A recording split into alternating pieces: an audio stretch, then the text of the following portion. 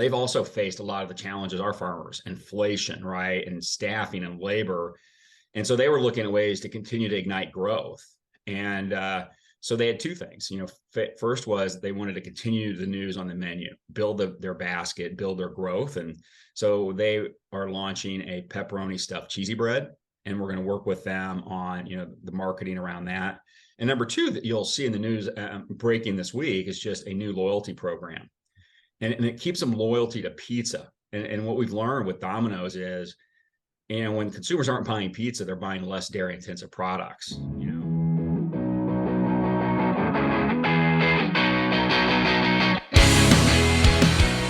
Hey everybody, it's Scott Wallin, Dairy Management Incorporated. I'm so happy to bring you another one of our video discussions with our Checkoff leaders. And today I'm joined by Paul Ziemnisky. Paul serves as Executive Vice President and Head of Wellness Insights and Innovation for DMI.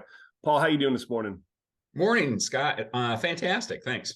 Well, thank you so much for joining me. It's always exciting to catch up with you on what's going on in the partnership realm. And I know you've got some news you want to share with some of our restaurant partners. But before we get into those specifics, why don't we just kind of take a step back? The Dairy Checkoffs has been working with our restaurant partners for so many years, so many successes. As you kind of just take that broad view of the restaurant partnership strategy, why does it work so well? I think, Scott, we serve mutual interest, all on the benefit for the farmers. DMI brings to the restaurant players the ability to look across the whole supply chain and to help them move fast as we look at growing new products, innovation on their menus. And then we benefit from them taking the insights, the tools and the connections we have, and then put their hundreds of millions of dollars and really ultimately billions into marketing and the significant consumer reach they get on a daily basis. I mean, you look at like a McDonald's where you have 25 million people going to there on a daily basis. I was just talking to Domino's, 30 plus million you have their digital apps. So how we can use their marketing to deliver messaging about innovation, marketing, but also they support farmer storytelling, and align on principles and help educate society at that large of a scale. So we're going to touch on a couple of exciting news updates. Let's start first of all with Domino's on the domestic front. What can you share with us about this work? Yeah, Domino's has been a partner you talked about since 2009. We started with Domino's, and it was early. If you guys remember, at that area, the restaurant guys were taking cheese off pizza, and that original partnership was about improving the quality. And they went on TV, right, and they talked about their pizza wasn't good.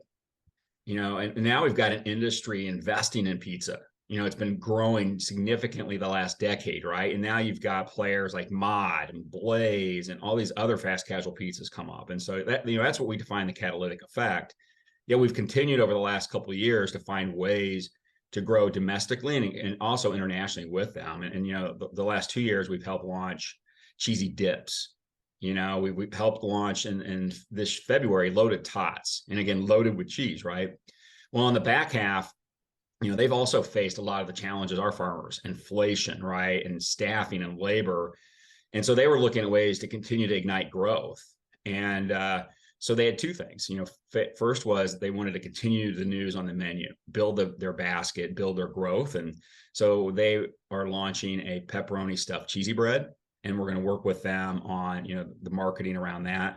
And number two that you'll see in the news breaking this week is just a new loyalty program, and it keeps them loyalty to pizza. And what we've learned with Domino's is, when consumers aren't buying pizza, they're buying less dairy intensive products. They're buying Asian chicken, which just has a lot less dairy going through it. And so that's such a critical thing.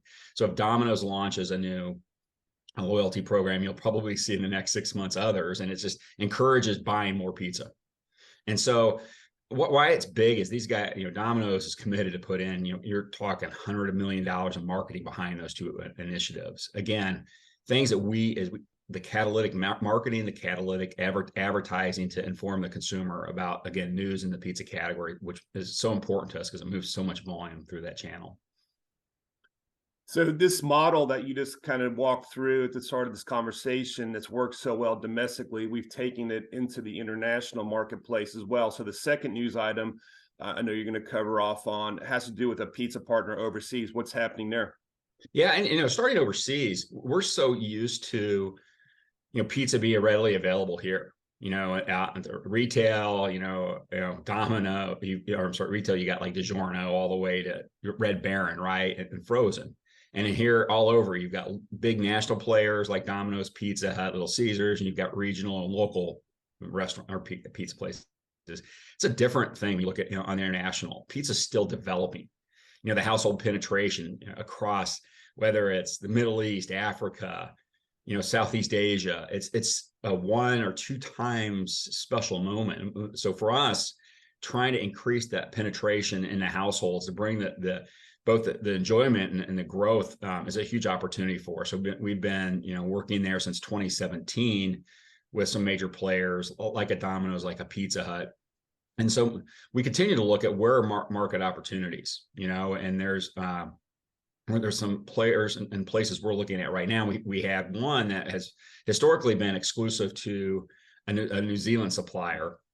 And, we were making progress, COVID hit and kind of slowed everything down, and they've seen this international pizza chain has seen where what we've done on the innovation front in the US, the marketing front on the US, and they're not getting that type of innovation support from the international competitor to US dairy. And so we had the opportunity to go in with marketing and with some supply chain players and secure incremental distribution and marketing around pizza, working with US dairy. And so it's a big win for us. When you add the Domino's program, this international player program, you're looking at 12 million cheese pounds going through in the back half of this year, incremental. And so that's big, where as we're trying to help our farmers and move a lot of incremental volume.